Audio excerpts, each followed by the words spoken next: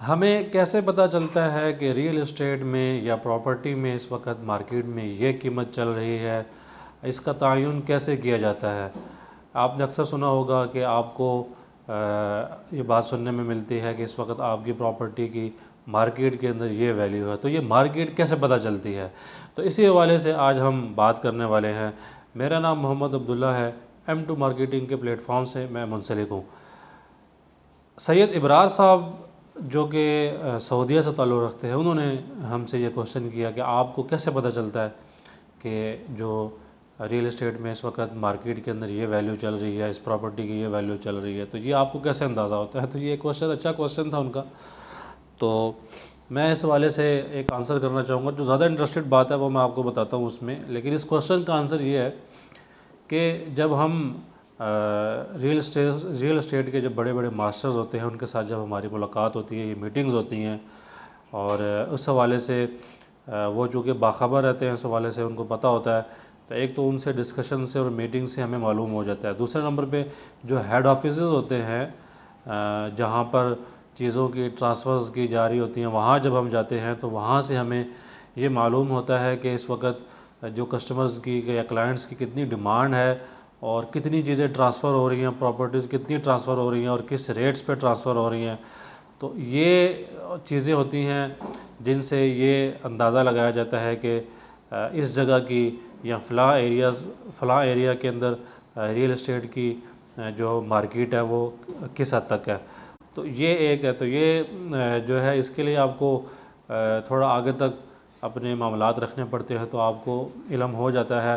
घर बैठे तो खैर इल्म नहीं होता।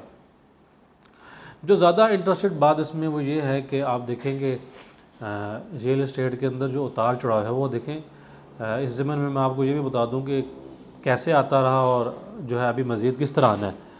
तो 2001 में जब सदर परवेज़ मुशर्रफ का दौर था, तो उसमें आपको पता 2001 में 9/11 हुआ, तो उसके बाद पाकिस्तान के अंदर काफ़ी जो है वो पैसा इंजेक्ट किया गया। तो बड़े बड़े प्रोजेक्ट शुरू हुए, और चूँकि ओवरसीज़ काफ़ी हद तक डिस्टर्ब हो चुका था, तो उन्होंने भी वहाँ से अपनी इन्वेस्टमेंट्स को पाकिस्तान जो है शिफ्ट किया, जिसकी वजह से एक इतना बड़ा बूम जो है प्रॉपर्टी के अंदर आया।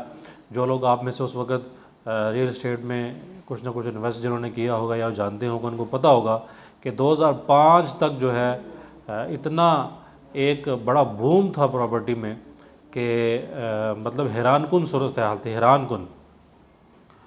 तो वो बेसिक ये रीज़न था कि उन 3 4 5 सालों में प्रॉपर्टी को एक बूस्टर जो है वो लगा। फिर उसके बाद जो है कुछ टाइम के लिए चीज़ें जो है लेवल पे हो गई और रेट्स नीचे भी आ गए और खड़े रहे। तो 2014 में और 15 में फिर एक दफ़ा प्रॉपर्टी को बड़े हाई लेवल का बूम हुआ। उसकी बहुत सारी वजूहत थी। एक वजह तो ये थी कि जो आपका इंटरेस्ट रेट था वो काफ़ी नीचे आ गया था, तो लोगों ने बैंकों से पैसा निकाल कर जो है प्रॉपर्टी के अंदर, रियल एस्टेट के अंदर इन्वेस्ट करना शुरू किया। और बहुत बड़ा एक वो भी बूस्ट था रियल एस्टेट की दुनिया में कि 2014-15 में चीज़ें बहुत हाई जो है प्राइस के ऊपर चली गई थी। क्योंकि वजूहत बहुत सारे थे, वीडियो लेंथी हो जाएगी, इसलिए मैं शॉर्ट आपको बता रहा हूँ। अच्छा, फिर उसके बाद जो है ना चीज़ें फिर थोड़ी सी स्टेबल रही, और आपको पता है पेंडेमिक आएगा, कोरोना आ गया। कोरोना की वजह से 6 से 8 महीने तक तो मुसलसल आपको पता है कि हर चीज़ स्टक थी। ओवरसीज़ तो फिर पाकिस्तान तो फिर भी किसी हद तक लोग जो है स्ट्रगल कर रहे थे, लेकिन ओवरसीज़ आपको पता है कि सारा का सारा ब्लॉक हुआ था, स्टक हुआ था। तो 6 से 8 महीने किसी भी किस्म की कोई बाइंग एंड सेलिंग उस तरीके से नहीं हो पा रही थी जिस तरह हुई।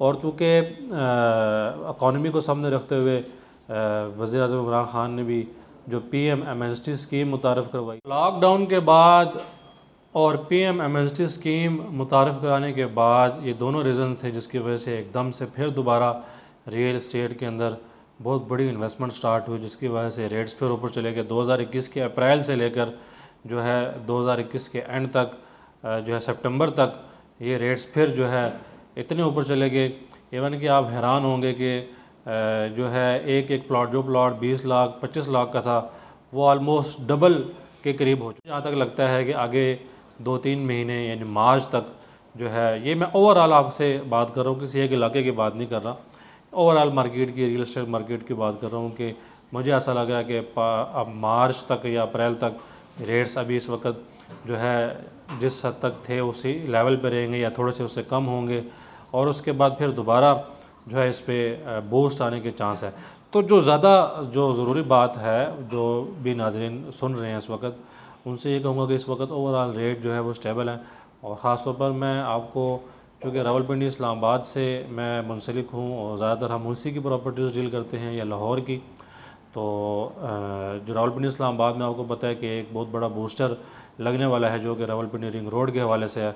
बहुत सारी हाउसिंग प्रोजेक्ट ऐसे हैं या बहुत सारे एरियाज़ ऐसे हैं कि जहाँ रावलपिंडी रिंग रोड गुजरने वाली है, और मुझे लगता है कि मार्च के बाद फिर एक दफ़ा जो है यहाँ पर प्रॉपर्टी को बूस्ट लगने वाला है।